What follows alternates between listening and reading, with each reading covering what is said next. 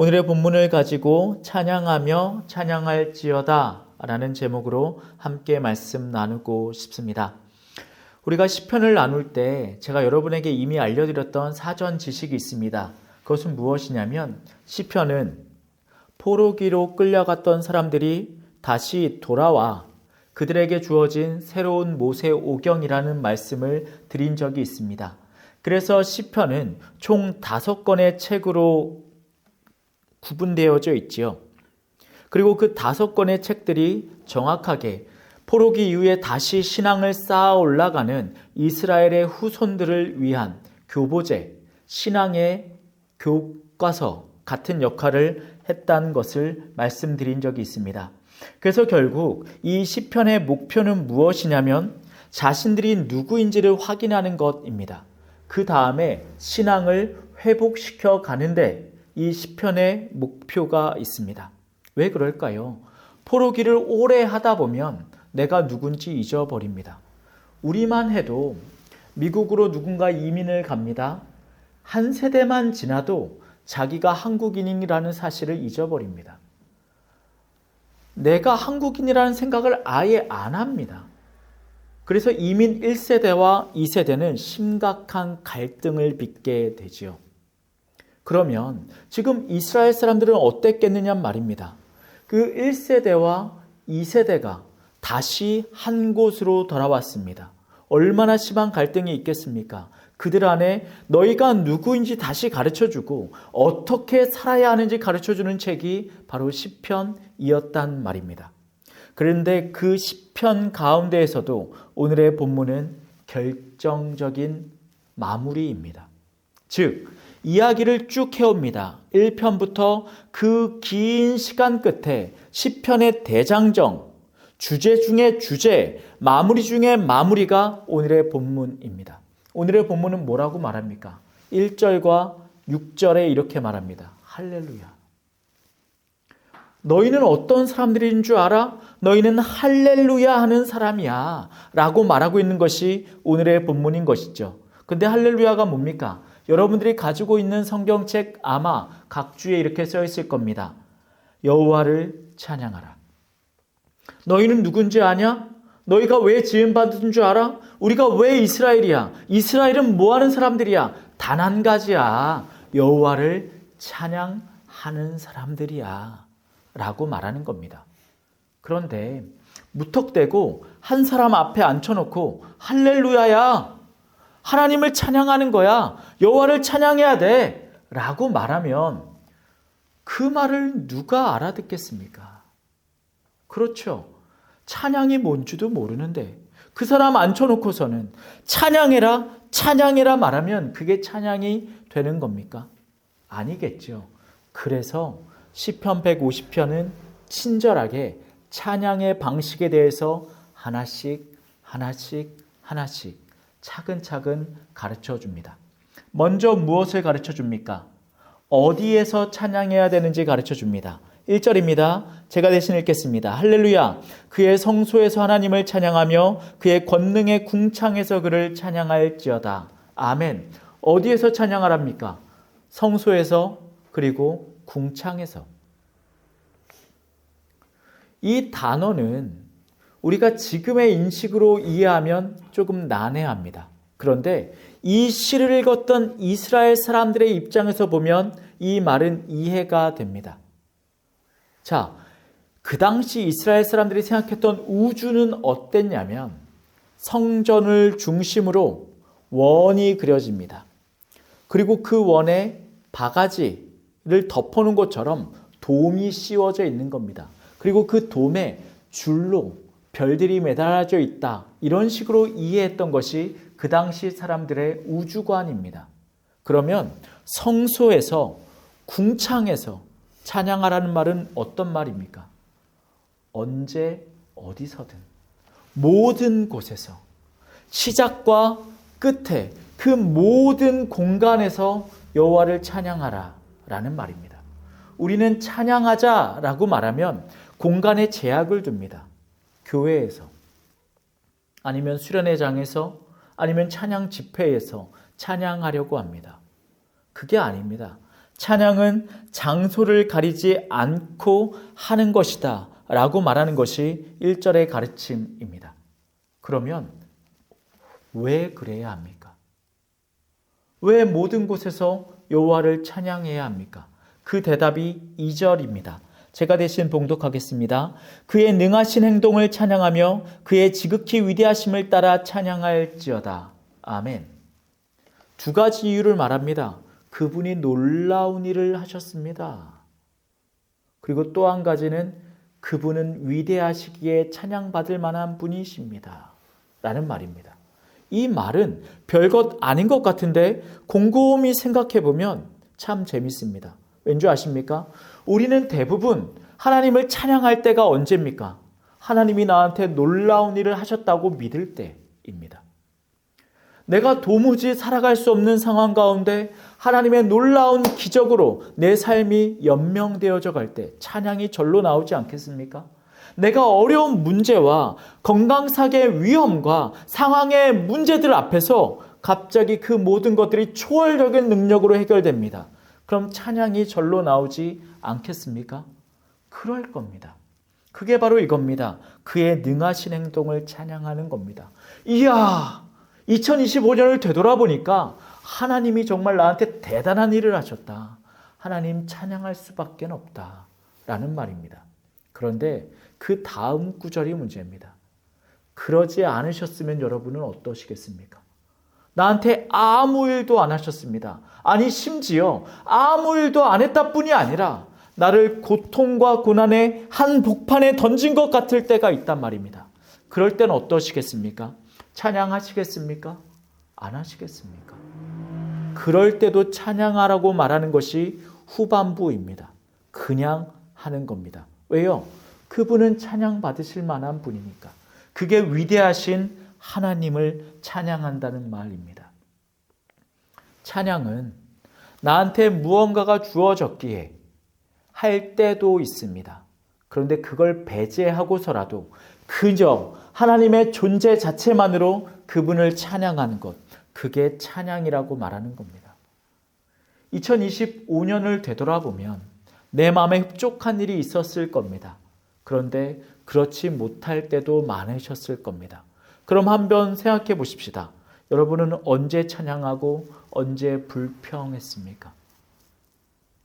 오늘의 본문대로라면 좋을 때도 나쁠 때도 찬양하는 겁니다. 마치 하얀 도화지 위에 좋을 때 점을 찍습니다. 안 좋을 때 점을 찍습니다. 좋을 때 점을 찍습니다. 안 좋을 때 점을 찍습니다. 계속 그렇게 우리의 일상에 점을 찍어 나가면 결국엔 하나의 선이 되겠습니다. 그 선이 우리의 찬양의 여정이길 축원합니다. 좋을 때만 점 찍어 나가다 보면 우리의 찬양은 몇 번 이루어지지 않을 겁니다. 왜냐? 살면서 내 마음대로 돌아가는 일이 많지 않거든요. 나이가 들면 들수록 세월이 가면 갈수록 점 찍을 일은 더 줄어들 겁니다. 20대가 지나가고 나이를 들어가면 몸이 아파지고 경제적으로는 무너질 수밖에 없는 게 인간의 삶이라면 어떻게 매 순간 내 삶에 좋은 일이 있겠습니까? 그럴 수 없단 말입니다. 그런데 오늘의 본문은 뭐라 말합니까? 그것과 상관없이 찬양의 점을 찍어 우리의 일상 가운데 늘 항상 주님을 찬양하는 것입니다. 어떻게 그럴 수 있냐고요, 인간이. 그런 사람이 있었단 말이죠. 그게 누굽니까? 바울과 실라 아닙니까? 바울 대단하다, 실라 대단하다 라는 것에서 멈추지 않았으면 좋겠습니다. 그들도 나와 같은 인간이었으며 그들도 나와 같은 존재였으니 나도 할 수 있다 라고 이해하셨으면 어떨까 싶습니다. 그러므로 사랑하는 성도 여러분들, 올해를 되돌아보아 내년에는 왜 찬양합니까? 라는 말에 하나님이 위대하시기에 나는 늘 찬양합니다 라고 고백할 수 있었으면 좋겠습니다. 자, 어디서 찬양하는지 나왔습니다. 왜 찬양해야 되는지 나왔습니다. 그럼 세 번째, 어떻게 찬양해야 합니까? 어떻게? 오늘의 본문 3절과 4절, 5절까지입니다. 제가 대신 읽겠습니다. 나팔소리로 찬양하며 비파와 수금으로 찬양할지어다. 소고치며 춤추어 찬양하며 현악과 퉁소로 찬양할지어다. 큰 소리 나는 재금으로 찬양하며 높은 소리 나는 재금으로 찬양할지어다. 아멘. 어떻게 해야 됩니까? 라는 말에 각종 악기가 나옵니다. 춤도 추라고 말합니다. 그런데 우리가 여기에 나오는 악기들 다 본 적 없고 다 이해할 수 없으나 쉽게 보아 두 가지로 이해하시면 됩니다. 하나는 제사 때 사용되는 악기들입니다. 나머지 한 부류는 일상에서 사용되는 악기입니다. 그러면 어떻게 찬양합니까? 라는 말은 두 가지를 가르쳐 줍니다.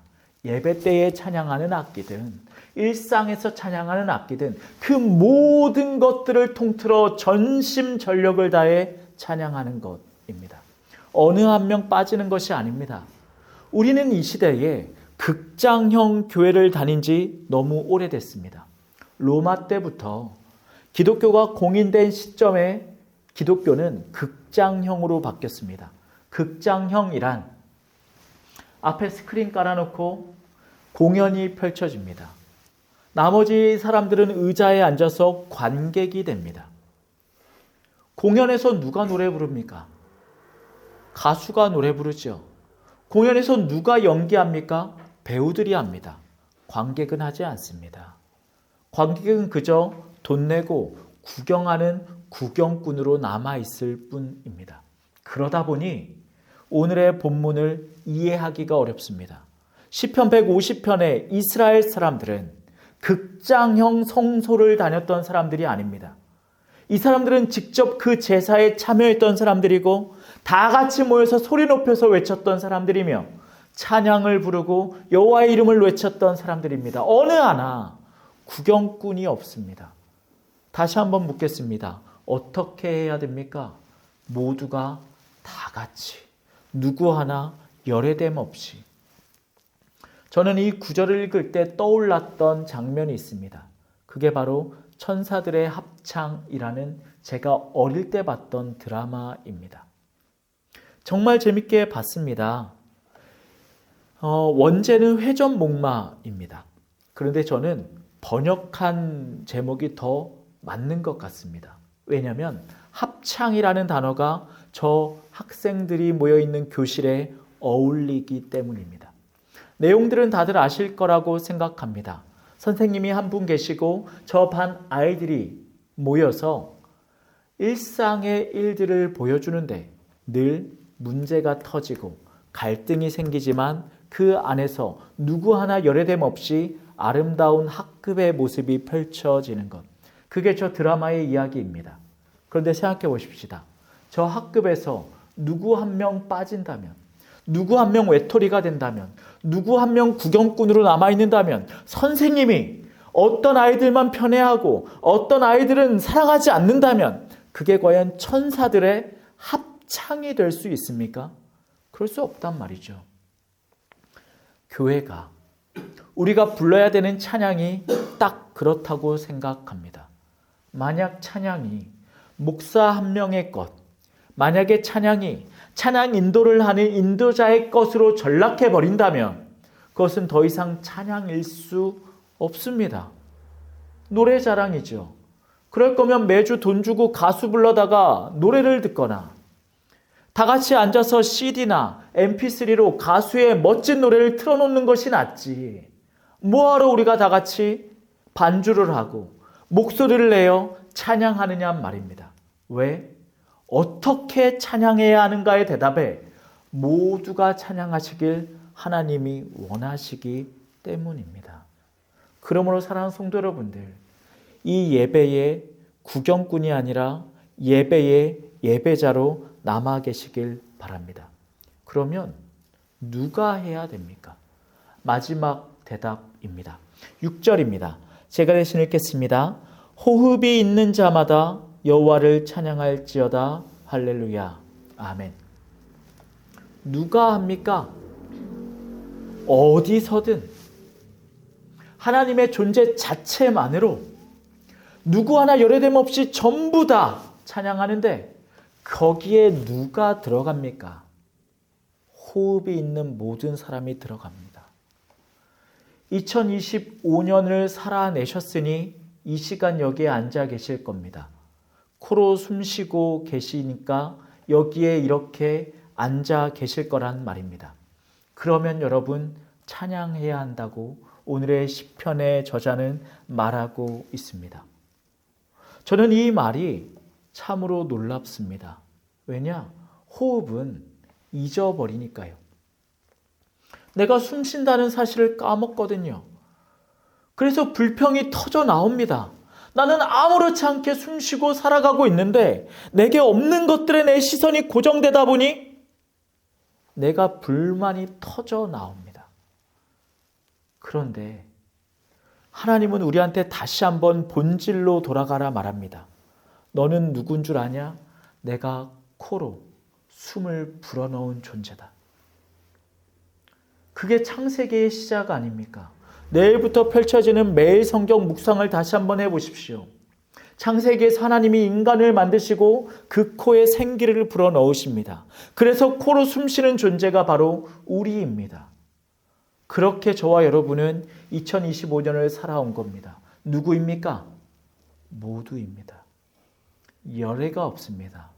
예외가 없습니다. 누구 하나 빠질 수가 없습니다. 전부 다 같이 모여서 찬양하는 겁니다.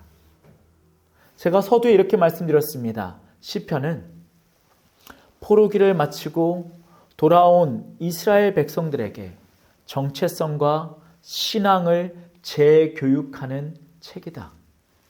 자, 2025년을 지내온 사랑하는 성도 여러분들, 여러분들은 지금 세상 사람입니까? 아니면 하나님의 사람입니까? 세상에 갔다가 돌아와 신앙이 무엇인지 모르겠다. 올 한 해 나의 신앙은 실패했다라고 인식하고 계신다면 시편 150편을 다시 묵상하십시오. 우리는 하나님을 찬양하는 존재여야만 하기 때문입니다. 그러고 나면 시편 150편을 제대로 묵상하고 나면 우리는 다시 어디로 돌아가는 줄 아십니까? 시편 1장으로 돌아갑니다. 시편 1편은 이렇게 시작합니다. 복 있는 사람은. 그래서 2026년은 시편 1편으로 출발하시길 바랍니다. 하나님을 간절히 찬양하고 진심으로 찬양하고 어디서나 찬양하고 내 모든 것을 다해서 찬양해서 2026년은 복 있는 사람으로 출발하셨으면 좋겠습니다. 그래서 시편의 1편과 시편의 150편이 2026년의 모든 삶이었으면 참으로 좋겠다는 말입니다. 그러므로 사랑하는 성도 여러분들 찬양하십시오. 오늘 시편 150편이 가르쳐준 대로 어디에서나 그저 하나님이시기에 내 모든 것을 다해 내가 호흡이 있는 매 순간 하나님을 찬양하십시오. 그게 시편이 말하는 복입니다. 그리고 우리는, 저와 여러분은 복 있는 사람이 될 자격이 충분합니다. 그래서 올 한 해 미진하고 올 한 해 부족했던 모든 것들을 송구 다 보내버리고 복 있는 사람인 나로 영신하시길 축원합니다. 기도하시겠습니다.